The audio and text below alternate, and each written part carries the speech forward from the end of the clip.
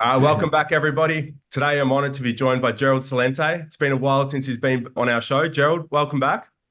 Well, thank you for having me. It's a great time to have you on because there is a lot going on in the world. We were supposed to chat last week, and I had a bunch of questions written out. And 2 weeks later, I need a new list. First question is, a lot of the things that you predicted at the start of the year through your Trends Journal have started to start playing out. How are you able to forecast these things so far ahead of everyone else and get them right as consistently as you do? This is one of my books, Trends 2000, international bestseller. Trend tracking, far better than Megatrends, Time Magazine. We were publishing the Trends Journal since 1991. I've been at this a lot of years. And I'm a political atheist. I look at things the way they are, not the way I want them to be. I don't believe in a system. And we look at the world. So, for example, you got the Israel war going on, again, which we had forecast, Middle East meltdown, one of our top trends for 2023, warning that it was going to escalate into 2024 and be a major trend. So, like, for example, so now the Israel war going on. When you look at the data, you don't listen to what country you're in saying what the news is. So we subscribe, for example, to Haaretz, the Israeli newspapers, the Jerusalem Post we go to. You don't have to, that's free. Times of Israel. But then we go to IRNA, FARS, ISNA, the Tehran Times, the Iranian news agencies. We go to Al Jazeera. We go to the Global Times of China. We go all over the world. We focus on, this is what they're reporting. And after we get it, then this is our trends analysis. This is where we see it going. So we look at the world. We don't take it from what a government is saying or anybody else. And very important, opportunity misses those who view the world through the eyes of their profession. So if you're only looking at what you're interested in and not looking at all things are connected. So we're looking socioeconomic, like, for example, the COVID war began on January 20th, 2020, Chinese Lunar New Year, the year of the rat. So now you have a migrant crisis going on all over the world. Oh, you mean a bad situation became much worse when they locked down countries all over the world and destroyed the lives and livelihoods of billions of people fleeing their countries because of a lack of basic living standards, government corruption, crime, violence. So anyway, you got to put everything together. So rather than say, oh, we got a migrant crisis. All right, why did it happen? Why is it going on? Well, we don't care about that because we don't know anything about anything. So anyway, that's what you do as a trend forecaster. You look at all the connections between different fields. And again, I've been at this for 44 years. So, you don't always get it right. And I always make it clear, you can't predict the future. There are too many wild cards, whether they're made by humans or nature. So, for example, I made my name when I called the 1987 stock market crash, the dot-com bust. Here, it's right here in your Trends Journal, when it was a quarterly, dot-com this, 1999, said it crashed by the second quarter 2000. I thought things would collapse in 2012. They didn't teach me about quantitative easing or zero interest rate, negative interest rate policy in Economics 101 or a graduate school. So they make up crap. So you can't predict the future. There are too many wild cards, but you can see where it's going. Again, but you have to look at things the way they are and not the way you want them to be. And you have to cover the world and make connect. So in the magazine, in the Trends Journal, whole section on AI, whole section on technocracy, whole sections on cryptos, whole sections on geopolitics, whole sections on economics. One section after another, and again, it's over 200 pages. Well, I can't read 200. It's a magazine. You read what you want. You read what you want, but the information's there. So again, that's how you do it. And again, I've never worked harder in my life. I've never worked harder in my life. So, for example, here, this is a there's an article. What the hell it says here? Oh, LVHM revenue fell in quarter. This is from Wednesday, April 17th, Wall Street Journal. You can see all the underlined parts. These go to the writers. I read it, underline the salient parts of the story, make comments on it. So why is this important? Well, because this is a luxury item company. They sell luxury goods. The fish rots from the head down. If the sales are going down at the top, you think they're going to go down at the bottom?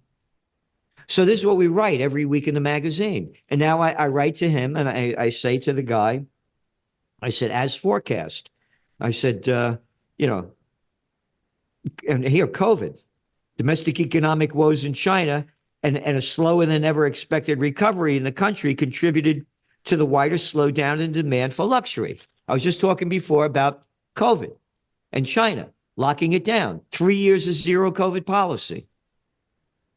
30% of China's GDP, real estate related. China had a boom when they were brought into the World Trade Organization by that slimeball Bill Clinton, who brought us NAFTA as well. You look at China's GDP before they came in officially on 2 weeks after 9/11 in 2001, their GDP's like this. They come into the World Trade Organization and shoot straight up. With every boom, it's overbuilt. So yeah, they have a crisis going on now in China because there would have been a crisis anyway. It was overbuilt. But now by locking it down for 3 years, they made a very bad situation worse. That's an example of trend forecasting. Yeah. So you think I want to read about all this shit every day? I don't know how you do it because I've been in the media my whole life. And yeah, similar how you started off in politics. I started off in media and I got to see early on just how it's so easily controlled and manipulated and just how they don't cover the facts. They cover what they want to cover and they basically, sometimes by omission, they don't even have to lie. They just omit news. Like they just won't cover something that's, you know, you can see it now trending on social media. Everyone's talking about it. But you turn on the mainstream media and there's not a peep about it. So yep. It's great what you do. And definitely the Trends Journal, like I love getting it every week and kind of, like you said, I don't read everything. I just read the parts that I'm interested in. But it definitely keeps me ahead of the game, both in investing, but just also general life to know what's going on. But one of those predictions, yeah, like you mentioned, the Middle East meltdown, to touch on that because it's obviously blowing up at the moment. What do you see happening there? Do you think it's going to keep escalating? Is this the end of it? It's going to keep escalating. You got maniacs in charge. These are demonic people running the show, all right? They're murderers and thieves in a country near you.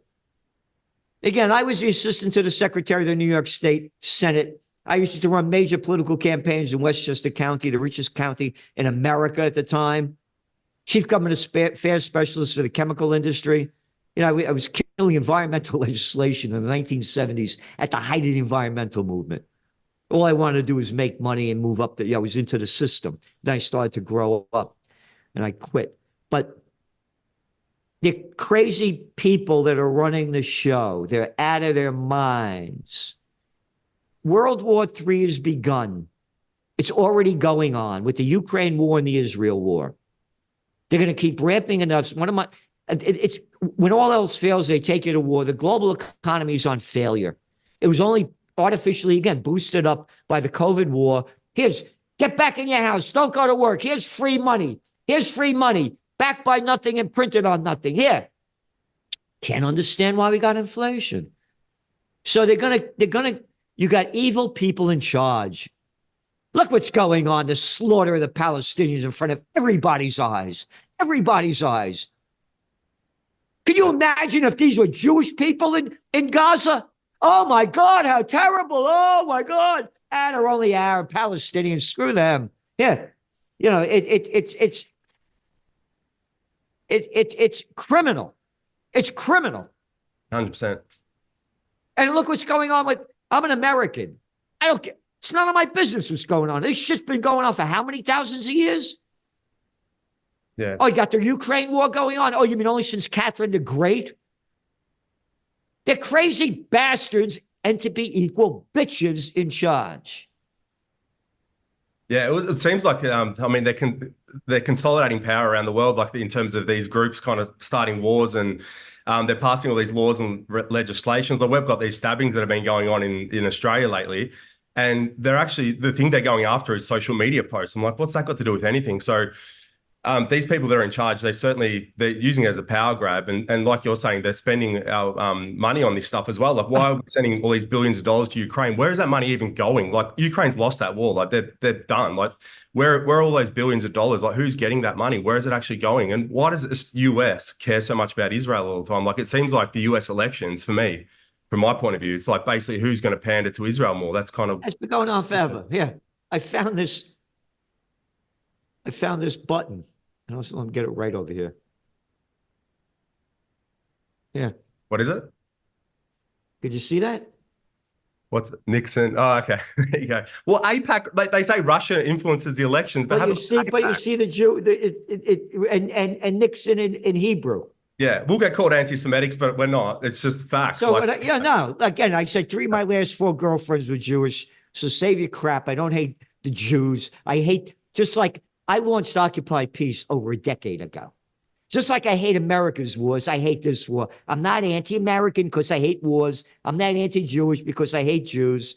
Yeah, I'm against the war of slaughtering innocent people and stealing their land. yeah, you'll find, and So, I do a lot of travel, Gerald, and like every country you go to, the thing you find is that people are the same everywhere. They all want the same thing. They just want health, happiness, and good times with their family. It's these leaders. So whether it's the Palestinian people or the people of Israel, yeah, sure, some might be brainwashed and all the rest, but they're all basically the same people. And it's just like we're taught to kind of by the media and these politicians to kind of hate each other. And it's I think a lot of people are wising up to it, which is I guess a good thing.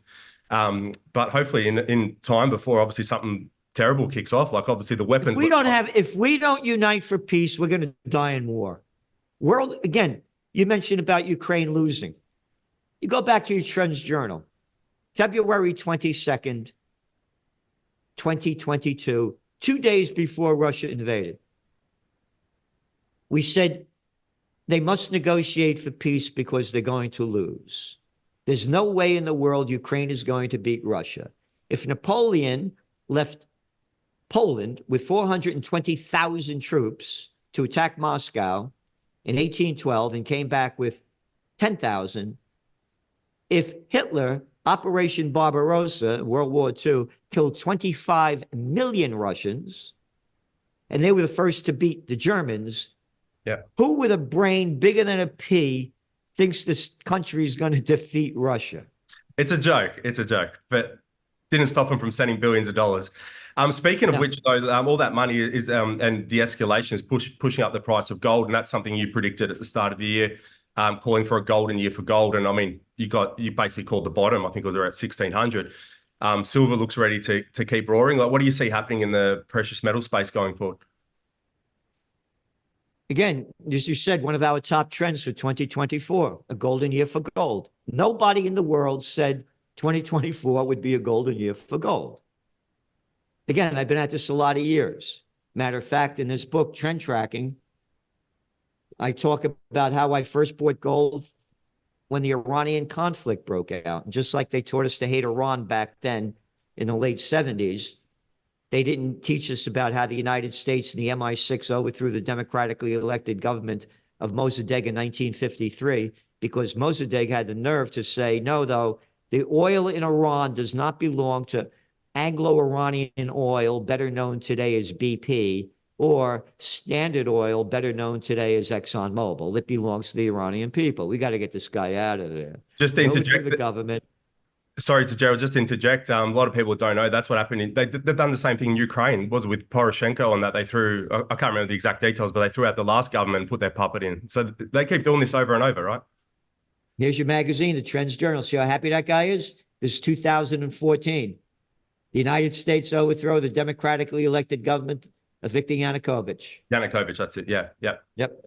Yep. So anyway, then that's when I became a political atheist. They taught us to hate Iran, not knowing about the Savak, the secret police under the Shah. They made the SS look good and on. So I knew this thing was going to be overthrown. And I started playing the futures market in gold and oil. I said, prices are going to go up.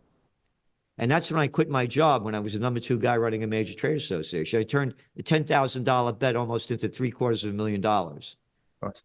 And I lost a lot of it. I was gambling away.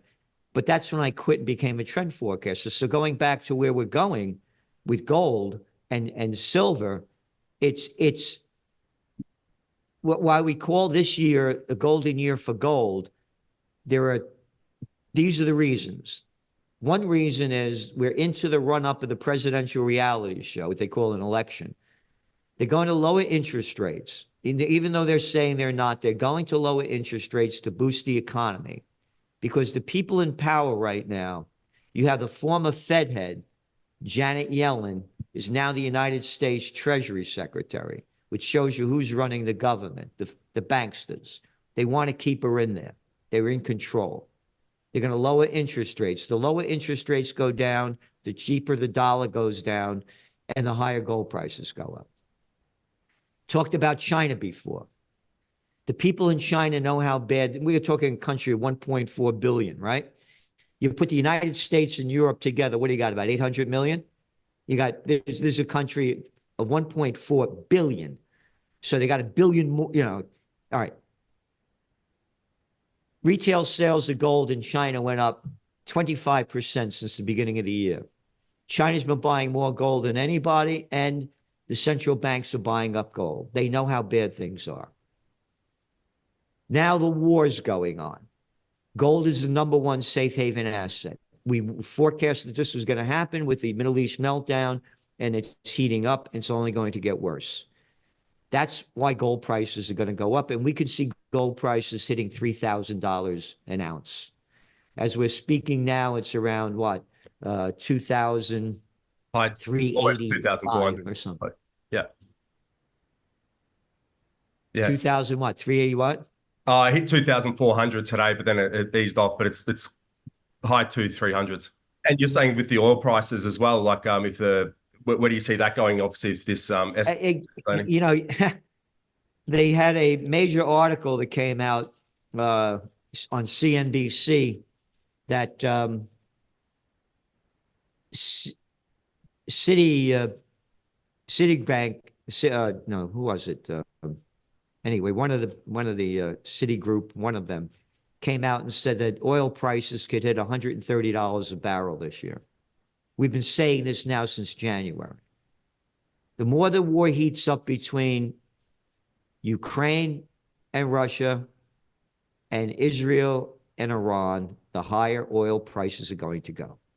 If oil prices hit $130 a barrel, Bank of America, Bank of America said that oil prices could hit $130 a barrel. They just came out with that on April 17th. We came out on this on January, and we've been writing this in the Trends Journal now since then. Week after week after week, $130 a barrel. They're repeating exactly what we're saying, but they're only 4 months too late. If oil prices hit that high, it's going to crash the global economy and the equity markets. End of story.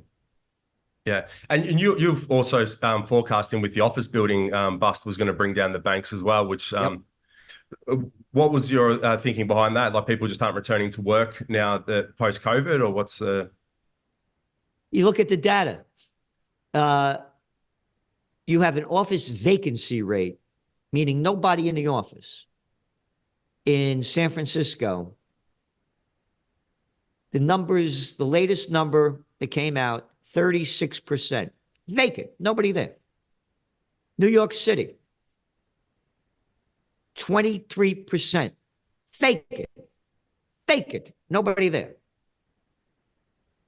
Nationally, a little bit over 20% vacant office buildings. How are you going to pay your loan?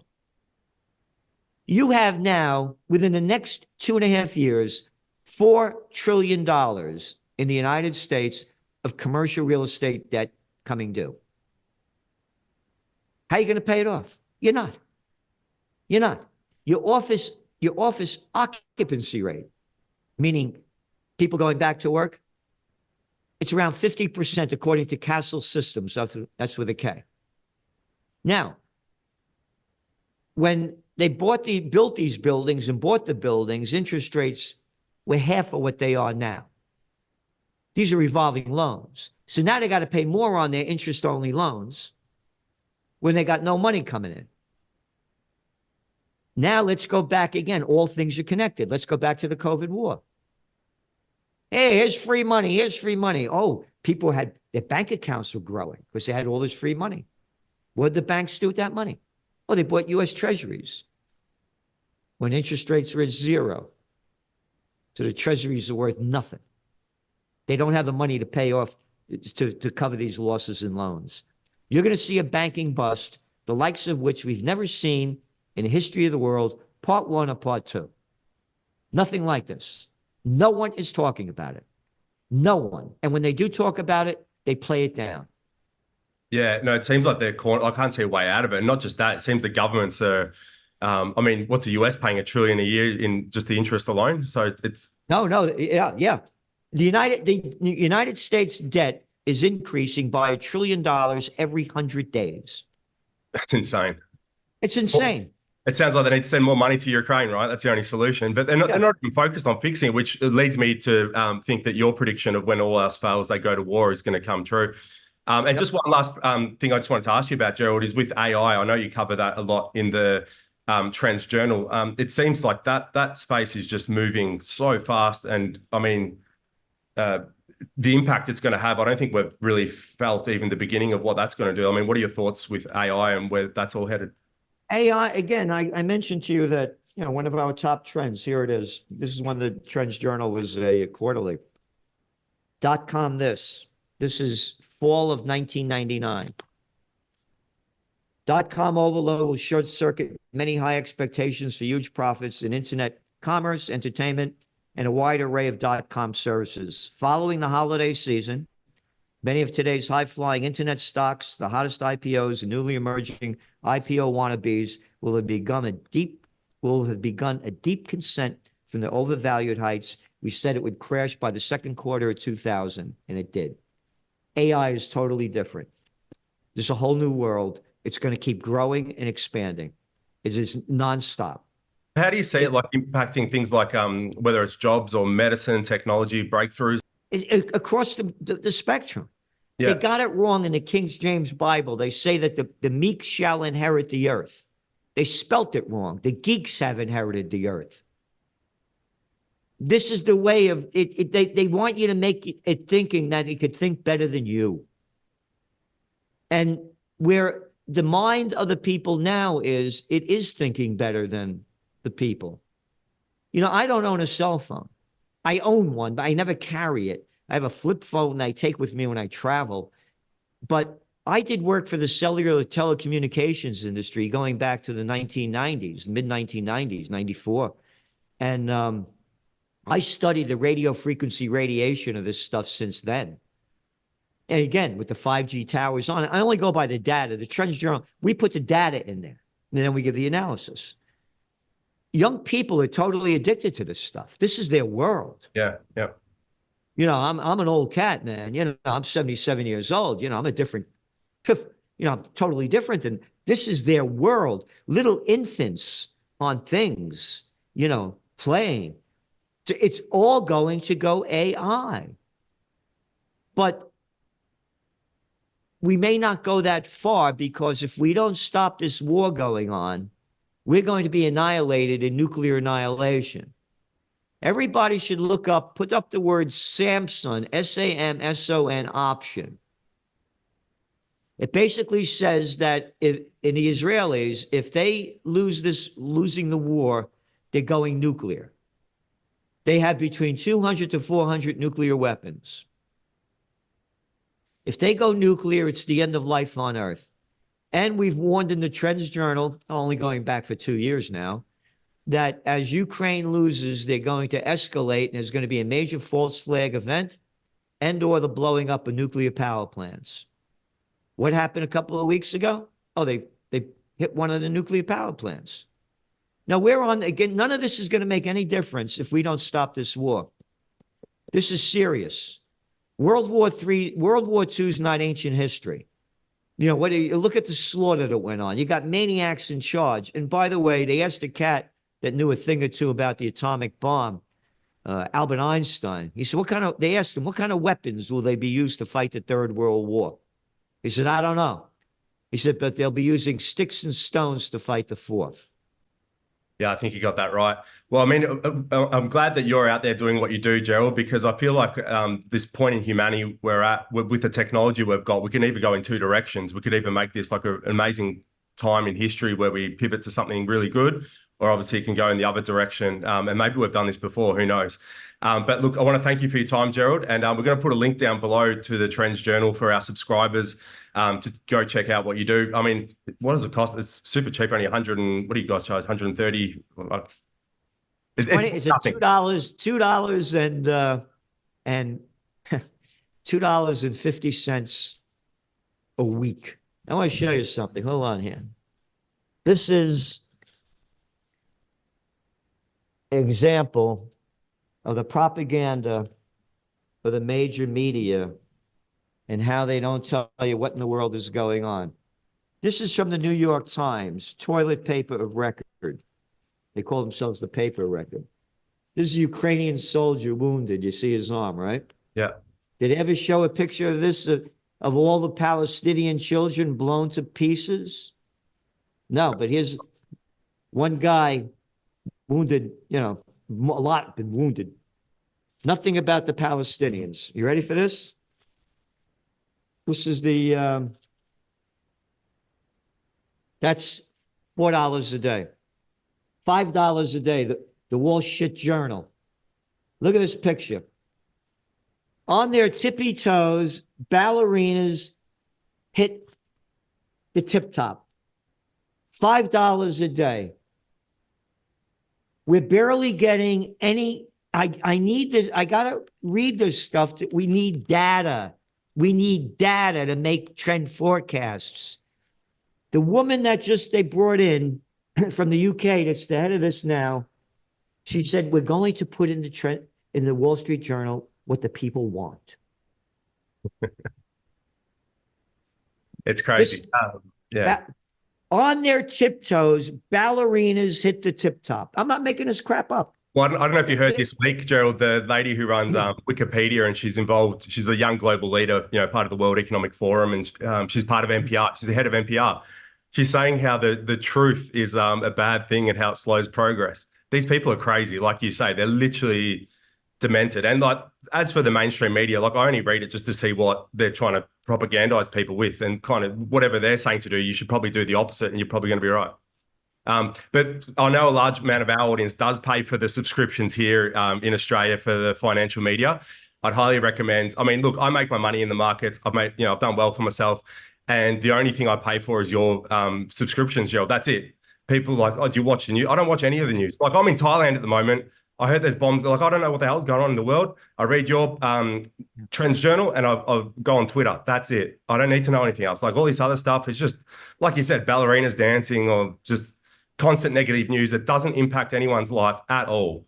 Whereas the news you present, people can use to better their lives. Yeah, no, it's so sad. It breaks my heart, you know, to see what's going on. And again, here's what I suggest to everybody. Get in the best shape you can, physically, emotionally, and spiritually. You're in the fight for your life. And do something positive when you can to help anybody that you can help in any way you can. Wise words, Gerald. And look, I'm actually optimistic. I think a lot of people, you've been doing this a long time. I've been doing this for about 15 years. And in the 15 years that I've been around, you know, you talk to people about these things and people just look at you like you're crazy. Whereas now I think the majority of people know that they maybe can't see how it's all connected like you're saying, but they can see, okay, hang on, COVID was complete bullshit. Like, why did I take a jab? Or they're starting to see these things are, you know, nonsense. I mean, I bumped into Dan Andrews the other day. I don't know if you know him, the guy in Victoria that shut everyone down. I mean, these guys are nothing. Like, I can't believe people put up with it. But now I don't think they're going to be able to get away with it again. They're going to have to keep trying to come up with bigger things. And I think as they're doing that, more people are waking up. And I think a big part of that is all the work you do. Obviously, there's a lot of others out there that are spreading information that's basically waking people up to the bigger agenda of what's going on and how they can actually make the world a better place. So thank you very much, Gerald. We look forward to getting you back on in future and letting us know what the hell's going on in this crazy world. Thank you for all that you're doing. I really appreciate it. And thanks for having me on.